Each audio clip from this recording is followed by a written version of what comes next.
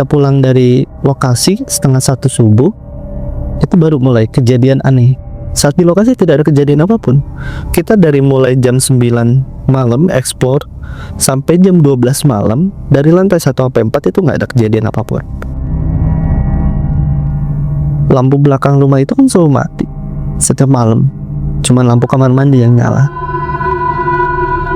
Di tangga mau naik ke atas itu, saya kira jemuran yang ya bergantung gitu. Udahlah, saya positive thinking gitu kan, cek air.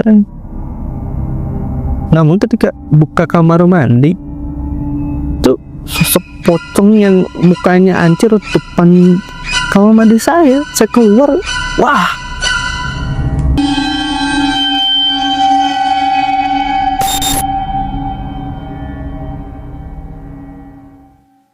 Assalamualaikum warahmatullahi wabarakatuh. Teman-teman tidur semuanya, bersama saya Adi. Malam ini saya kedatangan narasumber. Dia mempunyai kisah yang bisa dibilang menyeramkan. Tanpa menunggu lama, di samping kanan saya sudah ada narasumber yang nanti akan menceritakan kisah menyeramkannya. Kang Irfan, apa kabar? alhamdulillah lumayan baik. Bisa diceritakan secara singkat pengalaman pada dulu semuanya? Mungkin mulai dari 2017 lalu ketika masih aktif di platform sosial media yang live stream di Bigo. Di situ kita ada sedikit trouble ketika kita ngelakuin sesuatu yang di luar nalar. Dan ketika melakukan hal tersebut, kita sama tim setelah selesai live, kita diteror, kita maupun keluarga semuanya. Satu persatu disamperin sama hantu yang ada di bangunan tua yang kita datengin. Wah, dari kisah Kang Ipan yang barusan sudah diceritakan, ini serem banget sih. Mau tahu kisah lengkapnya? Saksikan terus Tilu Dulur Misteri.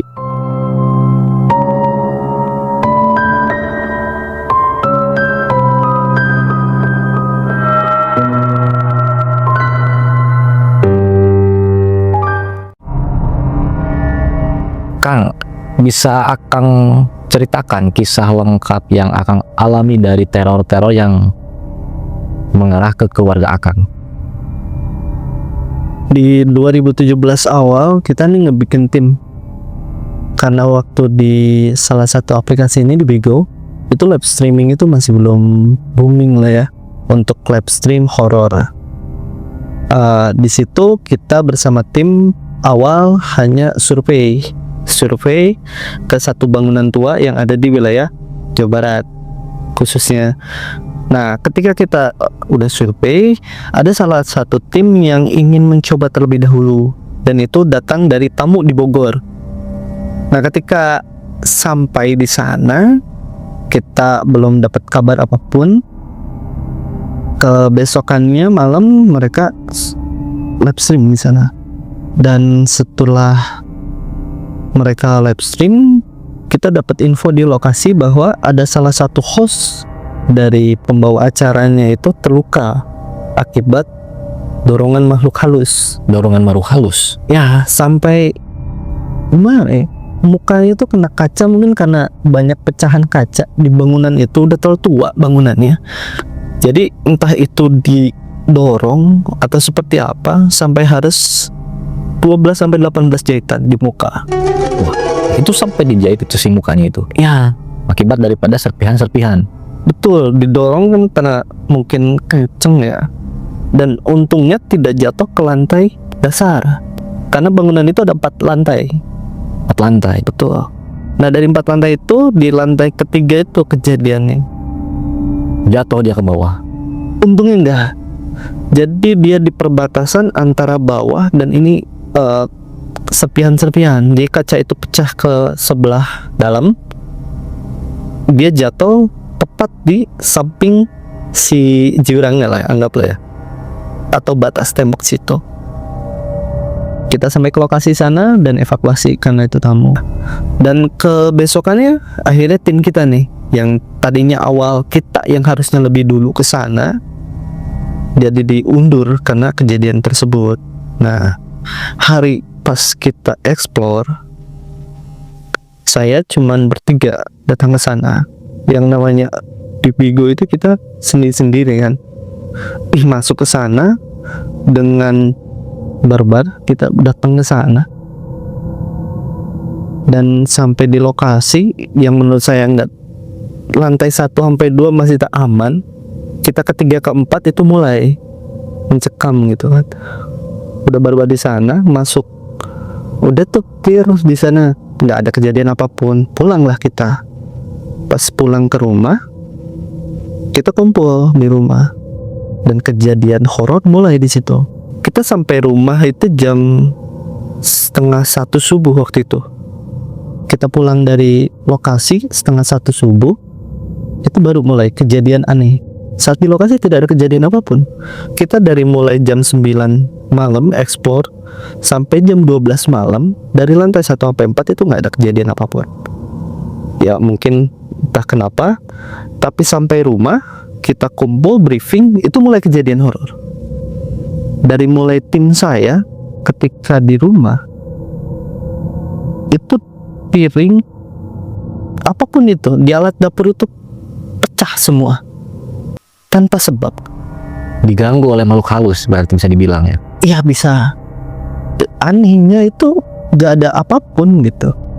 Entah itu takutnya kucing atau apa gitu kan. Dan di berikut harinya dia laporan bahwa di depan rumahnya itu banyak darah yang udah membusuk gitu. Darah di pelataran rumah, Di depan pintu kamar ya. pintu kamar. Iya, di dalam rumahnya itu baunya itu.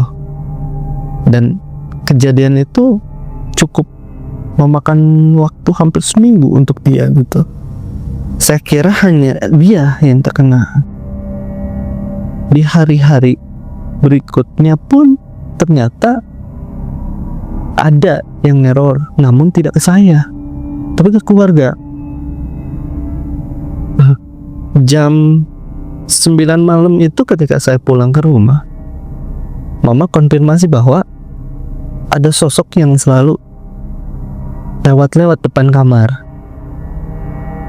Nah dari situ berjalan waktu, mama kira ya biasalah. Sampai ketika saya udahlah, saya nginep gitu kan, karena saya pisah rumah kan, saya nginep, saya pengen lihat gitu kan. Jam 11 malam ketika saya mau duduk sholat malam, lampu belakang rumah itu kan selalu mati setiap malam, cuman lampu kamar mandi yang nyala. Di tangga mau naik ke atas itu, saya kira jemuran yang ya gimana bergantung gitu. Udahlah, saya positive thinking gitu kan, cek air. Namun ketika buka kamar mandi tuh sosok pocong yang mukanya hancur depan kamar mandi saya keluar. Wah itu gila, shock parah gitu kan, depan muka gitu. Saya buka kamar mandi itu langsung depan berhadapan ya. Dan wah itu blank segala macam gitu. Celah, saya cuma tutup mata, doa, begitu udah menghilang gitu. Sampai saya kira selesai sholat jam 3 subuh tuh, dari bawah kasur saya berisik gitu, kenapa gitu kan. Tengok lah ya, kosong gitu kan, nggak ada apapun lah gitu. Saya coba tidurin lagi, apa kayak didorong dari bawah itu kasur itu. Jadi kayak ada orang yang ngedorong Di bawah. Saya tengok lagi nggak ada. Pas lagi balik, saya duduk balik, sosok yang tadi nampak di kamar mandi itu nampak lagi. Ini sosok pocong ini di kamar itu. iya, di samping aja. Jadi kan saya udah melihat dari bawah, langsung bangun kan, pas saya balik mau tidur lagi rencananya itu ada. Dan itu kejadian hampir sebulan. Teror terus-terusan. Tuh. Sampai akhirnya ada beberapa teman menyarankan untuk kita datang lagi ke lokasi itu dan memanggil juru kunci untuk ya anggapannya ditolong lah ya, minta maaf karena sudah apa ya, nggak sopan mungkin ya di rumah mereka atau di tempat mereka. Namun ketika saya hanya yang datang ke sana, teman saya yang tidak bisa hadir karena dia kerja di luar kota, itu malah lebih ekstrim diganggunya sampai beberapa kali hampir celaka. Itu temen Ya, yang nggak ikut ke lokasi. ya, yang tadinya kan ada saran untuk kita sayangkan, tapi karena memang kebetulan teman lagi nggak ada dan saya udah capek gitu kan, saya hanya datang sendiri. Yang mungkin saya bilang, oh bisa nih teman saya juga di apa namanya diwakili gitu kan, ternyata nggak bisa. Dia sampai nangis gitu kan, karena bawa mobil itu selalu nampak gitu, ada yang di pinggir, di belakang. Terus sampai ke rumah itu darah itu selalu ada terus gitu, tapi dia nggak pernah cerita lebih gitu. Ternyata itu udah lama kejadiannya, sampai akhirnya kita harus ngebubarin tim ini gitu, karena teror ini udah terlalu parah menurut saya. Kalau mungkin hanya sebatas ya it's okay, ini udah terlalu di luar nalar. Sampai akhirnya kita udah selesai aja, kita nggak ada aktivitas lagi tentang masalah horor gitu. Itu kan waktu Akang melakukan penelusuran itu berapa tim itu Kang? Cuman kita doang sih, jadi kita bertiga. Tapi untuk yang jadi host itu kita berdua sama teman saya, dan itu sendiri-sendiri kan kita masuk gitu. Ya entah mungkin yang namanya kita nggak tahu ya, entah itu ada sosok atau seperti apa. Kita lempar tempat itu, ya anggapannya itu balas dendam lah, temen kita kan digituin kan. Ya saya juga mau ngebuktiin temen kita nih tamu di luar kota gitu kan, sampai harus masuk rumah sakit. Seberapa parah sih gitu. Ternyata ya parahnya gila gitu. Sampai kena teror yang cukup bikin shock lah. Akang tahu gak sebelumnya tempat yang Akang telusuri itu sejarah awalnya itu gimana sampai bisa menimbulkan korban tamu ya yang Akang bawa, dan Akang pun dengan tim sampai diteror oleh sosok makhluk halus yang menyerupai pocong. Kalau ketika saya survei dan tim, kita memilih lokasi itu karena banyak masyarakat bilang bahwa tempat itu tempat berdarah tuh. Itu bekas pabrik, mungkin udah dari tua, pabrik tua sampai beroperasi tahun 2004 terakhir itu. Di sana itu produksi peralatan rumah tangga sama untuk sepatu. Jadi pabrik itu ada dua, depan belakang. Nah di pabrik untuk sepatu ini banyak pegawai-pegawai sering ngalamin kecelakaan yang sampai harus diamputasi. Kecelakaan kerja Ya, kejepit tangannya sampai putus gitu kan, sampai ada beberapa korban yang selalu mengalami setiap tahunnya. Sampai akhirnya perusahaan itu emang harus tutup gitu, karena selain mungkin orderannya habis, tapi kejadian-kejadian aneh itu di pabrik itu selalu ada. Oke Kang, ini gila sih ya. Jadi di pabrik tersebut hampir setiap tahun selalu memakan korban ya. Tapi ada nggak yang sampai meninggal dunia? Kalau di lokasi yang saya dengar itu nggak ada, tapi setelah di rumah sakit. Jadi korban itu nggak selamat karena pendarahan di jalan. Jadi kalau untuk di lokasi secara langsung meninggalnya nggak ada, tapi korban itu selalu hancur lah, entah itu tangan atau kaki, karena entahlah itu setiap tahun itu selalu ada tangan. Oke. Jadi mungkin sama masyarakat disebutnya tempat yang berdarah itu karena setiap tahun itu ada korbannya selalu. Nah Kang, itu asal muasal pocong yang meneror Akang, keluarga sampai teman-teman itu gimana itu Kang ceritanya? Jadi ketika saya nanya ke Kuncen yang di situ ya tentang masalah teror saya dan menyebutkan salah satu makhluk yang neror saya itu pocong. Dulu di tempat itu sering dijadikan area pemujaan. Sampai si tempat itu dihancurkan dijadikan pabrik. Nah, korban-korban yang terjadi di lokasi itu pun menurut orang di situ itu dari si makhluk ini, pocong. Nah, kita di sana mencoba memanggil, sebenarnya yang salah sangat patah itu saya memanggil. Jadi saya siapin beberapa dupa, sebekat terasi, saya teriak-teriak segala macam agar si sosok yang kata orang yang emang benar-benar paling serem di sana itu emang muncul.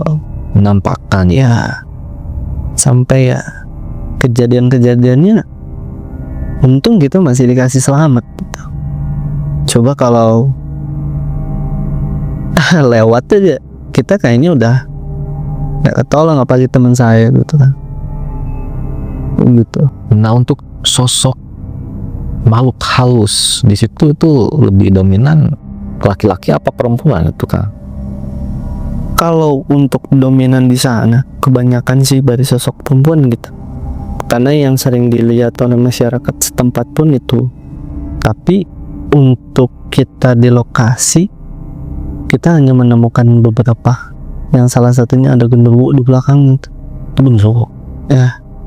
Nah, sebelum kita masuk ke dalam lokasi bangunan utama itu kan ada yang kata saya bangunan kedua. iya. Kita datang ke bangunan pertama itu setelah kita tidak kuat di bangunan belakang gitu. Awal mula sih saya kira ya lebih aman lah ya, karena kan cerita-cerita itu di tempat depan gitu kan, di gedung utama. Datang ke sana, saya coba untuk explore lah ya, sambil lihat-lihat lokasi. Baru mulai saya kira gila, ini apaan gitu kan, gelap gitu kan, karena emang posisi bangunan pabrik kosong, gelap. Saya pikir itu hanya sebatas gelap gitu. Saya enter lah lantai paling atas, kok merah, Kesorot itu. iya. Saya kira apa gitu kan. Itu saya coba ambil HP kan, rencana itu mau di record. Saya mau record, senter saya itu putus, itu udah nggak bisa dinyala.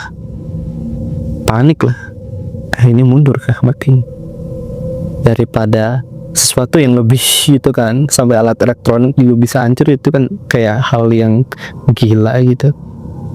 Ke kanan lah ya gitu, sampai kita di posisi titik kumpul sebelum masuk ke gedung utama kayak gitu kan. Kang, selain daripada yang Akang alami sebelumnya, Akang mempunyai kisah yang bisa dibilang menyeramkan lagi nggak? Mungkin pas saya main ke salah satu kesepuhan di Kesundaan kali ya, itu mungkin karena saya orang awam, masuk ke dalam satu dusun yang ada tradisinya itu benar-benar sangat terjaga.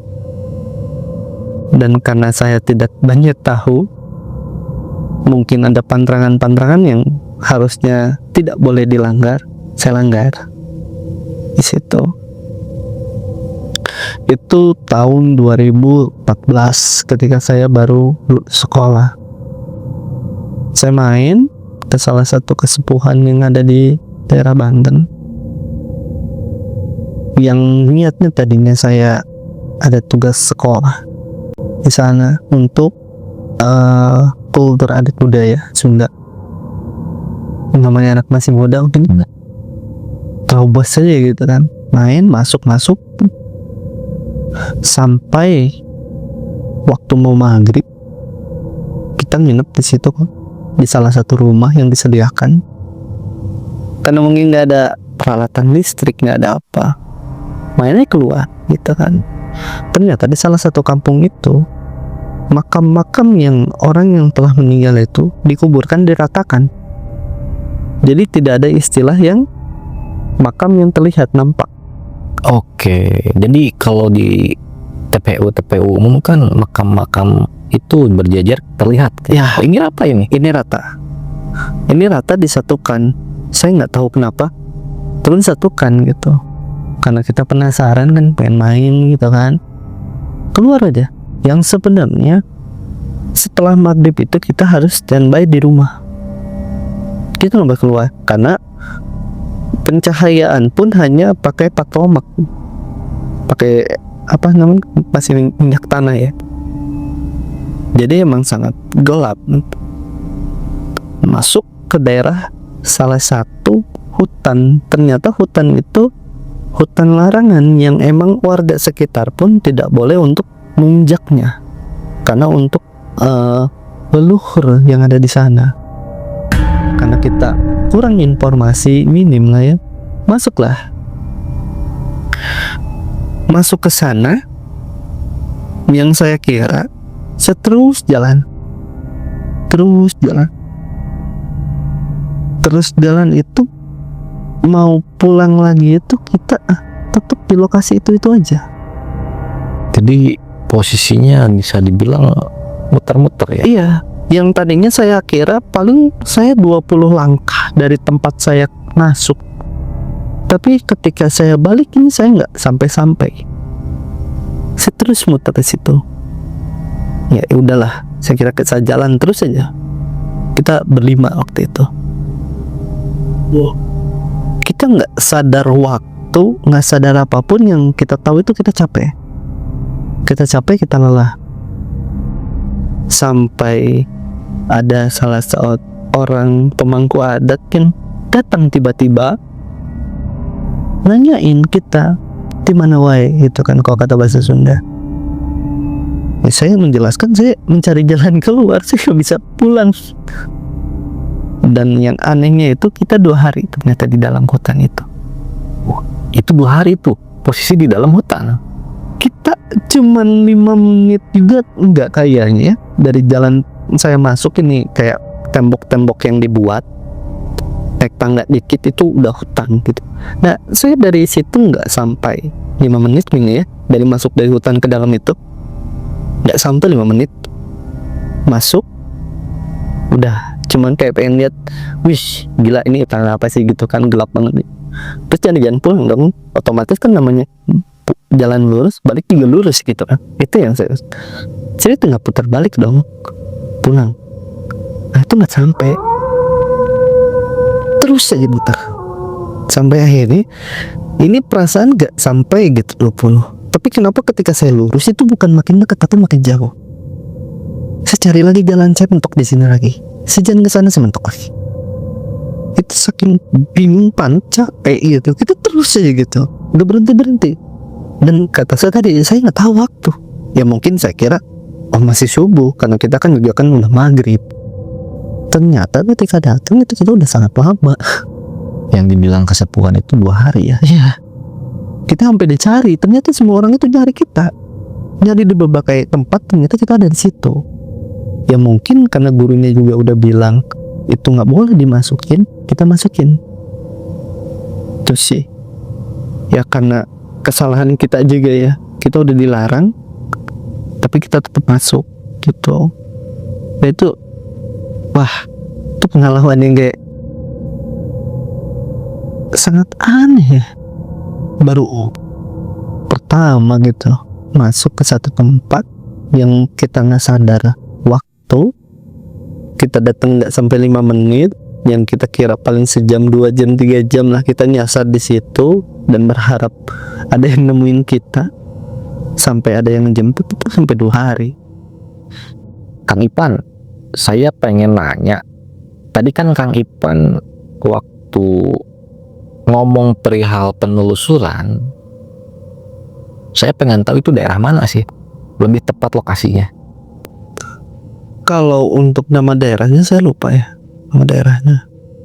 Tapi kalau untuk warga Cisaat itu mungkin pada tahu, hafal mungkin ya. Ada salah satu pabrik di situ.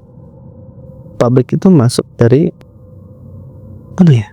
Kalau dari sini tuh sebelum yang ini kan Alta Medica itu lurus sedikit lah ke sana. Itu ada nanti belokan kanan masuk ke dalam. Dan di situ ada salah satu pabrik yang emang udah tua. Nah, kejadian yang mungkin yang lebih fatal itu bukan di sini, tapi yang di Mandua kota. Oke, ya Pasti tahu lah itu seangker gimana itu tempat. Itu yang benar-benar fatal. Namun ya karena banyak kejadian-kejadian yang di luar prediksi, sampai akhirnya tempat itu udah dilarang dan udah ditutup untuk ekspor. Kayak gitu. Itu sebenarnya sangat disayangkan karena masih banyak hal-hal atau misteri yang belum terungkap 100% di situ. Karena mungkin dilarang ekspor itu yang positifnya aja kali ya. Karena masih banyak peralatan-peralatan yang masih ada di dalamnya dan itu tidak dibawa. Berarti itu di lokasi pabrik yang terbengkalai bisa dibilang semua peralatan itu utuh, nggak dibawa gitu. Utuh. Dan kalaupun kita beruntung alat mesin yang sudah tua ini itu masih bisa hidup. Tapi bukan sama kita. Oke. Jadi itu udah beberapa kali fenomena. Bukan hanya tim ekspor mungkin yang datang ke sana, masyarakat yang di sekitaran pun itu udah sering mendengar bahwa mesin yang sudah lama mati itu sering hidup.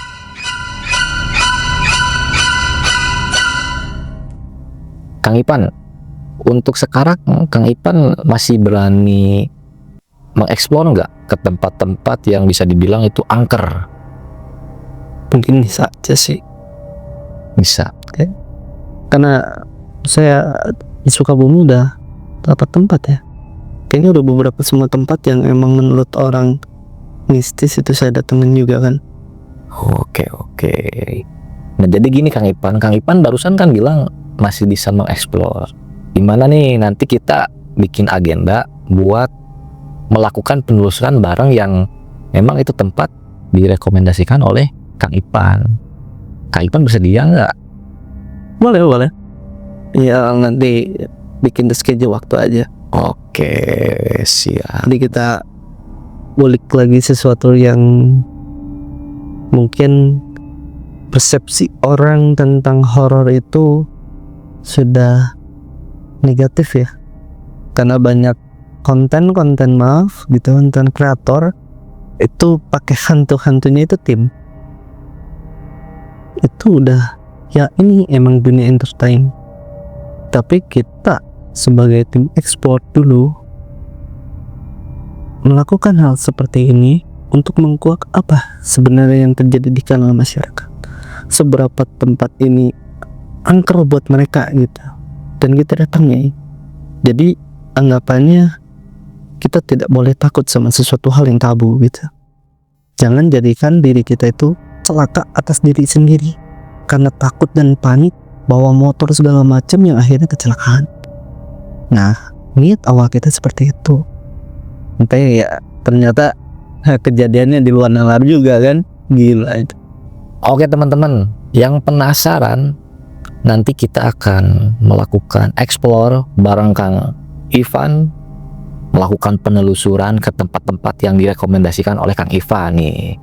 Mau tahu kisah lengkapnya dari hasil penelusuran kita Ivan, pantengin terus Tilu Dulur Misteri.